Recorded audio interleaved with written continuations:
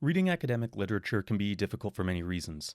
Scientific literature is full of theories, concepts, and ideas that can be new to us and may be challenging to make sense of at first. But oftentimes, a lot of academic writing is also very difficult to understand because it's been poorly written. How can we distinguish when we simply don't know enough about a subject for a text to make sense to us compared to when the author has not written their ideas in a clear and understandable way to help us as readers? A common issue with academic literature is that authors don't really see themselves as professional writers. They see themselves as researchers, meaning that improving their written communication skills is not really a high priority. Additionally, it's easy for a scientific writer to be influenced by what they have already read, which ends up typically reproducing clunky and unclear writing. And I'm sure that we have all experienced texts that sound really intelligent because of the word choice, but that we've struggled to actually understand the meaning behind the writing. This often leads to many people assuming that scientific or academic writing needs to be challenging to read. However, as an academic writer, you really have a choice. You can choose to sound intelligent, or you can choose to have your intelligent ideas clearly understood by your reader. Luckily for us, there is an excellent online tool that can help us to identify which texts are difficult to understand and why they are difficult to understand, and which texts are easy for us to understand, and why that type of writing is particularly clear to us. The Writer's Diet Test is a tool that can identify common causes of unclear writing. It's very easy to find. If you open up an internet search engine and type in Writer's Diet Test, in which case it should take us to writersdiettest.com. This is what the home screen looks like, and you can get a lot of very useful information in here. There is a dialog box in which you can import a section of text by copying and pasting. Now, it is very important to note that as a user, it's an automated feedback tool. It does not assess the quality of writing. Its real purpose is to identify sentence-level grammatical features that frequently weigh down or make unclear academic writing. It is not designed to judge the quality of your writing or anybody else's.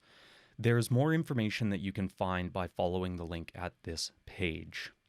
Now, for the case of demonstrating, I've already selected a writing sample from an article that has been published in a peer-reviewed journal. So let's walk through this example and see how the Writer's Diet Test can help us to improve our understanding of this text as a reader. Once you have copy and pasted a section of text into the dialog box, you can run the test. And the test is going to produce a diagnosis based off of several different categories presented here at the top. The test looks over common grammatical practices that produces unclear writing, focusing primarily on verbs, nouns, prepositions, adjectives and adverbs, and it, this, that, there, or what I will refer to as vague pronouns. And I'll explain these in more detail shortly. The test also produces a diagnosis, which falls between lean, fit and trim, needs toning, flabby, and heart attack, giving you and your writing sample a diagnosis in the little gray box to the right. The way that we can think about these diagnoses is basically that anything that falls under lean, if you have an entire text that is lean, you've basically written a children's story. And that is rather inappropriate for academic and scientific texts. However, when you start to see flabby and heart attack writing, that's often caused by an author's disregard to make themselves clearly understood. So when we realize that many of the texts that we're reading could have flabby or heart attack diagnoses, it's easier for us to understand why the text is difficult to comprehend. In my own personal opinion, I believe that writing that falls within the fit and trim and needs toning tends to be the more easily understood writing. So let's examine this example a little bit more closely. And we can see that for this article to be clearer, the number of verbs, nouns, prepositions, Adjectives and adverbs could really be a focus area for revision if we were the author of this text. However, as readers, we can see how these four categories really cause the diagnosis to be the way it is, making this a more difficult text to try to understand. So let's begin with the verbs. The test will look for the verb to be. In this case, it counts all of the be verbs in their various forms: am, is, are, was, were, be, and been. So it's important to recognize that the verb to be does come in various forms. And what we can think about this verb as is an existential verb. And what I mean by that is that the verb to be is best used when stating the existence of a fact. For example, the results were inconclusive. We cannot argue that. There is nothing grammatically wrong with using the verb to be, but a lot of academic writing has a tendency to overuse it, making the verb to be a weak verb, which is really designed to support a stronger verb inside of the sentence. Writing that relies on excessive to be verbs is generally boring to read and causes what I call verb overloading. What I mean by verb overloading is that a sentence uses more verbs than is necessary because the verb to be is supporting other verbs in other forms. So here's an example of verb overloading from the text. In this case here, cities and the urban regions to which they are related uses the weak form of the verb to be in its form are. The strong verb in this sentence is actually the word that follows, related.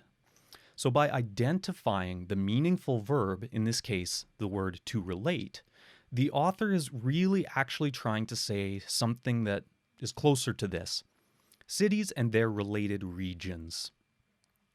As you can see, not only would this sentence be shorter, but it more clearly shows a meaningful relationship for the reader. As a reader, we should try to read these sentences by looking for the meaningful verb that really demonstrates an action in the sentence. Overusing the verb to be hides these actions and relationships, making the text more difficult to understand. The text also identifies abstract nouns, highlighted in blue. Abstract nouns or nominalizations are words that were verbs that have been turned into nouns. Verbs are action words, whereas nouns represent objects, people, places, or things. Abstract nouns tend to reduce our reading comprehension because these nouns typically require additional prepositions to show their relationships. Not all nominalization or abstract noun usage is bad. Nominalization often represents concepts or theories that we're discussing, but their excessive use reduces our ability to clearly understand what the author is attempting to tell you. So let's look at an example from the text. Abstract nouns or nominalizations such as environment, development, or modernization are not necessarily difficult concepts to understand, and they appear as important concepts for this article, so they will be appearing quite often. But there are a lot of other nominalizations, such as words like reflection, or rationality, or assumption, that may not be as useful as we really think. Anytime that you see a nominalization, we want to try to understand what the verb or the real action is. And this can be challenging, but let me show you an example. Let's use reflection. Well, that is really the noun form of the verb to reflect. So in the sentence that is provided here, our critique leads to a reflection on whether urban sustainability can be reasonably achieved by policies grounded in rationality of ecological modernization. This is where we begin excessively using nominalizations. If we revised this sentence to try to read it in a clearer and shorter, more focused manner, we would get something that would read like this. Our critique reflects on whether urban sustainability can be reasonably achieved. This revised sentence is shorter, providing a clearer, more focused meaning for the reader. So be aware, academic writers like to nominalize because it makes many words seem more important. However, it's this excessive nominalization that reduces clarity for the reader. Prepositions are the likely cause of the most unclear academic writing, and here's the reason why. Prepositions are words that describe relationships between people, places, things, and actions, but if a sentence has too many relationships, it becomes difficult to understand what the true meaning of the sentence is. Prepositions are words such as of, to, for, by, under, beside, with, between, so on and so forth. Prepositions help us to understand relationships in time and space. For example, my computer sits on my desk, inside of my office. You know where my computer and my desk are in relation to the room or the space they're within. The problem with prepositions is that they cause academic writing to do something similar to verb overloading. Preposition overloading presents the reader with too many relationships, making reading challenging because we don't know which relationships are important and which ones are most necessary to follow. Prepositions are commonly attached to nominalized nouns or the abstract nouns that I already presented you with. And when we look at the text example, we can see very often where there is blue, there is an associated green somewhere close by, often beside or within one or two words. And we can also see from this example that green tends to dominate. There's a lot of overuse of prepositions in this example. Academics commonly overload their writing with prepositions instead of presenting their ideas clearly to help you better understand the relationships they're trying to make. Now again, prepositions are not bad when they're used wisely, but overloading a sentence with prepositions causes a lot of confusion for the reader. Let's look at an example just using the very first sentence. When we read it, let's try to emphasize these prepositions. By urban sustainability, we refer in this paper to features of the urban land use and built environment and the extent to which these features contribute to or counteract sustainable development.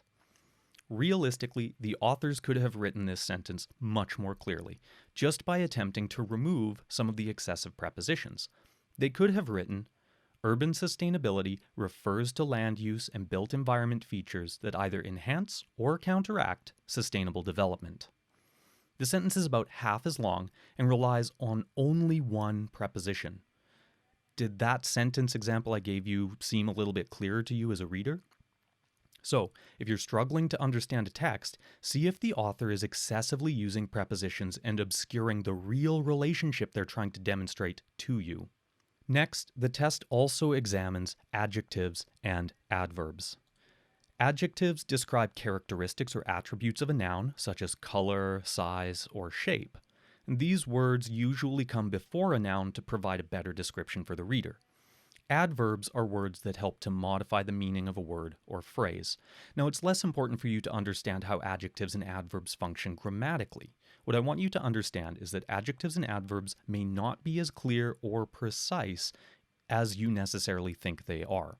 The key point as a reader is to understand where adjectives and adverbs are not providing a necessary or clear description for us, but where adjectives and adverbs are distracting us from the main point the authors are trying to make. So here's an example where adjectives and adverbs are used in the sample text as part of an unnecessary interruption. Urban densification is a relevant and useful strategy for reducing pressure against environmental resources, but it is nevertheless found to be insufficient as a strategy for urban sustainability in affluent countries unless the ecological modernization assumption of growth in consumption levels is abandoned. Wow, that is a long and complex sentence. We can ask ourselves if the yellow words there are necessary in all cases. Does the sentence actually make any more sense by using them? Or could the author have written something like, urban densification strategies can reduce pressure against environmental resources, but densification is inefficient for urban sustainability unless ecological modernization abandons growing consumption levels. Now, immediately, you'll notice I eliminated this section here, but it is nevertheless found to be. It is just a completely unnecessary interruption when we already have an adverb here telling us that it is insufficient. So we need to really question some of these adjectives and adverbs for their descriptive qualities in the texts that we read.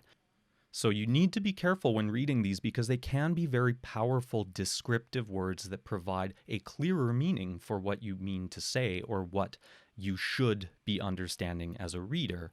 But we also need to recognize when adjectives and adverbs are used uselessly. Finally, we come to the vague pronouns: it, this, that, and their.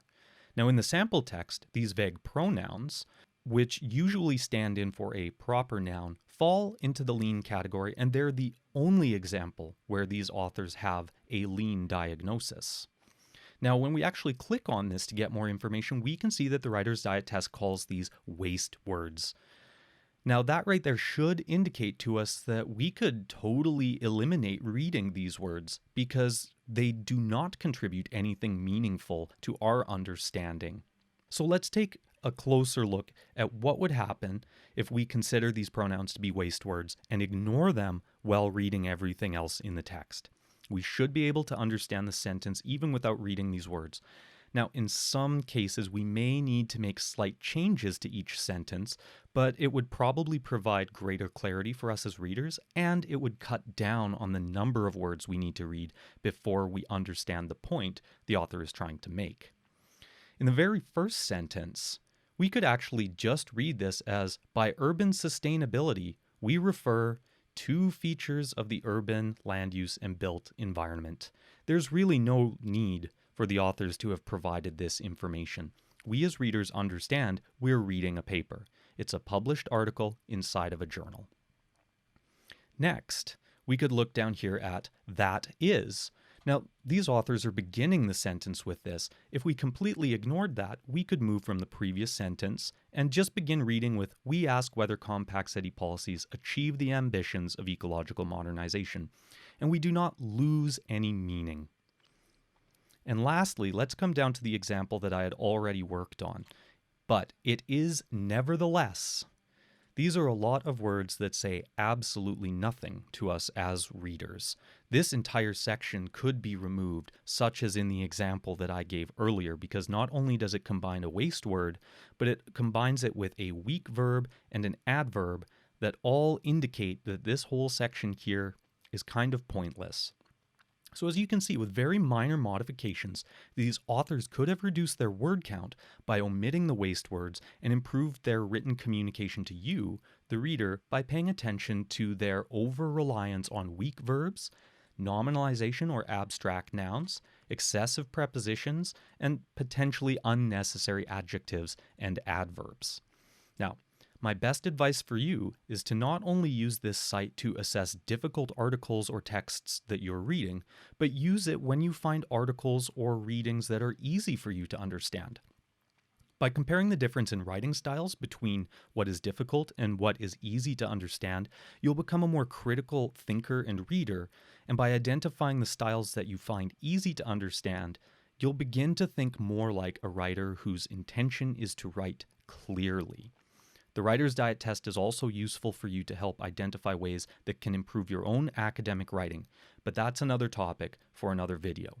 I hope that you found this useful and that you can make good use of it as you progress through your reading stage of your research.